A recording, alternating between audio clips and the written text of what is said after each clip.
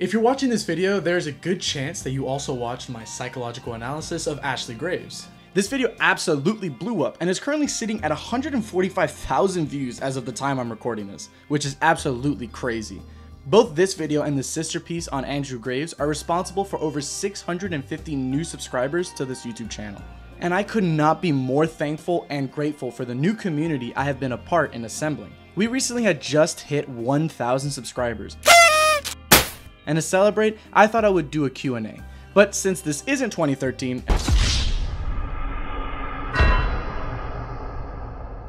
and no one really cares about what color my first dog was, I thought it would be more fun to read and react to some of the comments on that Ashley Graves video. Now, some of you left very thoughtful and personal comments on that video with your own experience and your opinion on the characters. And let me just say that I appreciate that so much. Those comments were easily my favorite to read and share in the experiences that you guys were telling. But some of you, need some help I am incapable of providing through a YouTube video. Quick side note, I won't be reading any comments or parts of comments that include anything too graphic or extremely personal. Obviously the comments are public and you guys can go read them yourselves, but I don't want to be the person to air them out on a YouTube video. Hi there! Before the video starts, I wanted to introduce myself. I'm Ethan, Will's editor. I'm going to be reading out the questions for y'all today. With that being said, let's get straight into it with our first comment of the day. Our next comment comes from Sineko Nya. If only 5 of those need to apply to consider BPD, what do you do if all of the above match? Not that they match me, just asking. Since making that video, I've done a lot more research into BPD and I've learned that that list is almost intentionally vague. It's important to understand that some of those characteristics that are in the list can affect people on different days, and I know people, including myself, who have some of those attributes on the list. What the list is trying to do is say that if you have these over a chronic period of time, meaning for a year, 2 years, 3 years, maybe even longer, if you feel like multiple of these attributes affect you or can be attributed to you, that's when it's time to start talking to some mental health specialists to get some help. Our next comment is from Dio_, saying, I would argue that she's a sociopath with BPD. Cluster B personality disorders can coexist, and while I agree with her having BPD, I also think she qualifies for ASPD. Her lack of empathy, shallow affect, disregard for social norms, lack of any guilt or remorse, disregard of the rights of other people, tendency for violence throughout the whole game since she was a child, all point to ASPD as well. Having depression doesn't remove the possibility of ASPD either.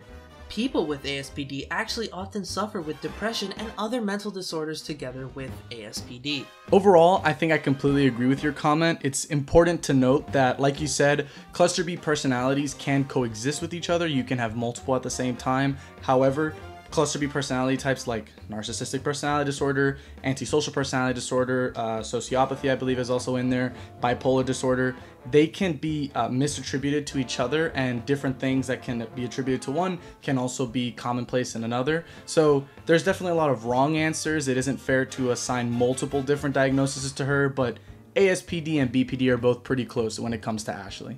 Alright, moving on to our next comment from Defaulted9485 that just says, he is fixing her? I have never ever liked this whole I can fix her, I can fix him thing. You know, you see this a lot online from like really desperate people, like men and women. It's a really bad look. I think it's just a really bad take altogether. You know, people aren't like your responsibility. You weren't put on this earth to go and fix a random person, especially a fictitious character from a video game. And also, people aren't really like projects. It's not, you know, I am not like a project for you to come and fix. And I think that that's something that's really overlooked. Sure, there's the classic meme of like, oh, he's a bad boy, I can fix him. But you're kind of disrespecting him by saying that you need me to come into your life and ultimately change everything about you before you are what's classified as a good person. It's just not a good look for either party. Leave these people who are mentally damaged alone, or help them to the best of your ability, but don't go into these relationships or these friendships or any sort of compatible relationship or consensual relationship with the idea that you're going to, you know, commit this huge act of espionage, go behind enemy lines and force this person to become the person you want them to do. That's not a good look. A very similar comment, a creative dark shattered flow 8031 says, she can't be fixed. Okay, but my question is, can he be fixed? I actually replied to this comment when it was originally posted on that Ashley video, letting the person know that I made a follow-up video talking about and psychoanalyzing her brother Andrew Graves, and in that video, me and the comment section kind of came to the same consensus that Andrew's almost deliberately worse than his sister. When you look at Ashley, a lot of it is almost off the cuff. She doesn't really know what she's doing. A lot of it is just like tongue-in-cheek manipulation, trying to get what she wants in that very moment without considering the future. Meanwhile, Andrew is a lot more intentional with the things that he says, the action that he commits, and even though he tries to justify it and hide behind his sister, he knows damn well what he's doing. So, no. You know, neither one of these characters can be fixed, but if you really want to go down this rabbit hole, you want to die on this hill and have this argument of which one of them can be fixed, it's definitely not Andrew. He is firmly grasped and planted on the hill that he wants to die on. He knows what he is. Ashley might just be a little bit mentally deficient, but Andrew is proud of the monster that he's become. Moving on, our next comment is from Captain Mickey, who says, honestly, BPD is such a cop-out diagnosis for a woman character. It's the modern day hysteria diagnosis. The only thing I can really say to this comment is I don't agree with it. I think saying it's equal to the modern day hysteria is a bit ridiculous, because if a man had the same characteristics and attributes that Ashley was displaying, I would happily say that he had bipolar disorder or borderline personality disorder, any form of BPD. It's kind of unfair to say that gender has anything to do with it, but I guess we can all have our own opinions on that. Our next comment comes from HarmonyDo6486, saying, I might have BPD myself, undiagnosed. I can't get a diagnosis because I'm stuck in my house half the time. Mom doesn't let me get treatment for anything. And I love your analysis. And I relate to her a lot, minus the incest and murder and cannibalism. I'm so glad my partner right now embraces me being a crazy bitch instead of trying to fix me, LMAO. So I'm really glad that you enjoyed the analysis that I made in the video, but it is important for me to mention, because I haven't mentioned this already, that video was not trying to diagnose you. This video is not trying to diagnose you. None of the videos that you see on my channel that are related to psychology or psychoanalysis are trying to diagnose people. I just thought that it was an interesting sort of case study, and I thought there was a lot of comparisons, and I wanted to try to prove that point. But please, take it as just an entertaining thing, not as trying to diagnose you of any condition. But if you do feel genuinely like, hey, some of this stuff might apply to me, I highly recommend going to seek help from, you know, a mental health specialist. Sure, I get that sometimes that can be hindered by your situation at home. There are some services online. There's sort of self-screening. Sometimes you can go to a school counselor and talk to them, and depending on what school you go to, there could be pretty good anonymity there. So just remember that I'm glad you enjoyed the video, but this is a message for sort of everybody. These videos are not medical advice, medical suggestions. They have nothing to do with any sort of psychiatric diagnosis. This next comment from ArtOV Trolling says, wish my sister would treat me the way that Ashley treats her bro. You fellas agree? How am I supposed to go about unpacking a comment like this? No, I personally have a sister that's 10 years older than me, and no, Jesus, like, that's the last thing that I want to do, you know? I get it. You're playing on the fact that it's like a contrarian point of view. It's really funny. It's super cool to say things that you're not supposed to do, like having sex with your sister is what you enjoy doing. But it's not. It's not funny. It's just weird. It's awful. It's cringe. You know, if you walk into a room and everyone's laughing and they're calling you a sister fucker, I'm willing to bet that you're not going to be laughing with them.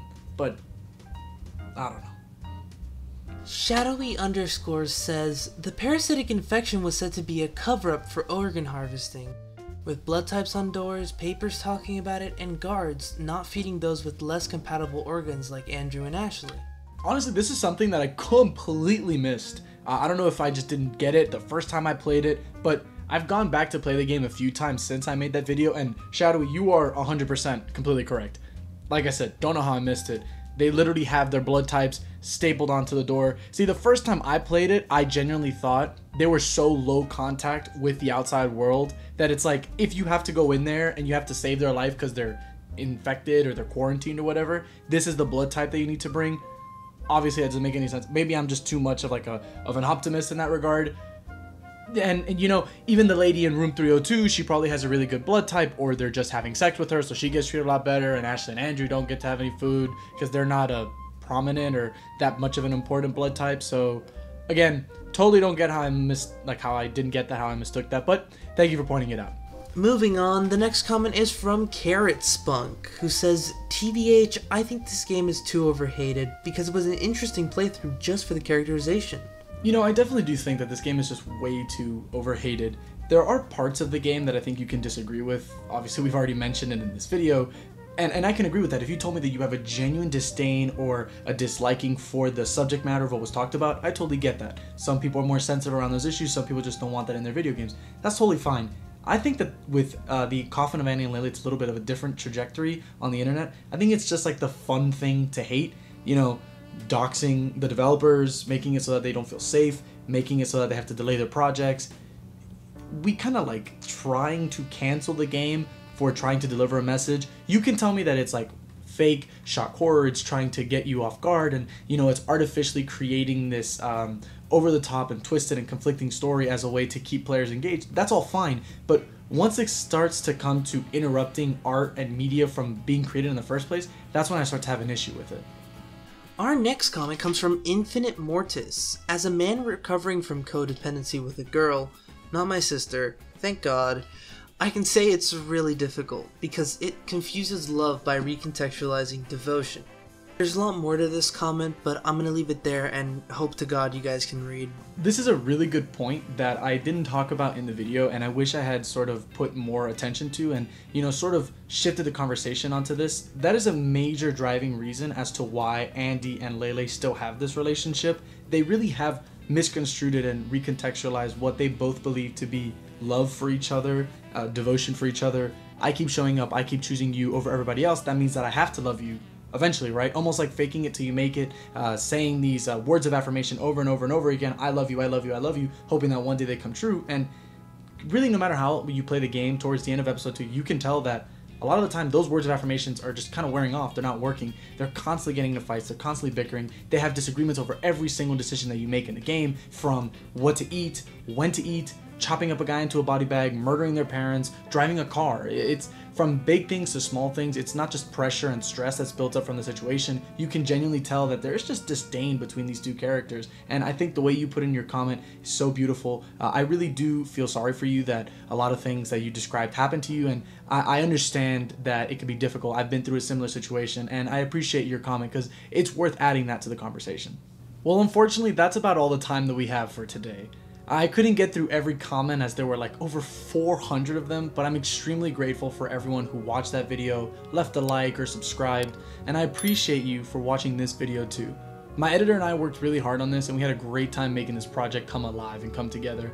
I plan on including him more into future videos, and this was sort of a warm-up of sorts, so I hope you guys enjoyed the spin on a Q&A that we decided to do for this video. Last thing I wanted to say is a thank you so much for 1,000 subscribers. We hit this insane milestone after just 2.5 months from when I decided to start doing YouTube seriously again and essentially treating it like my full-time job. Or like a full-time hobby. Without you guys, I wouldn't have found out how much I really love making these videos and connecting and growing this new community. And honestly, I wouldn't trade it for the world. Anyway, that's all from me. I'll see you guys later.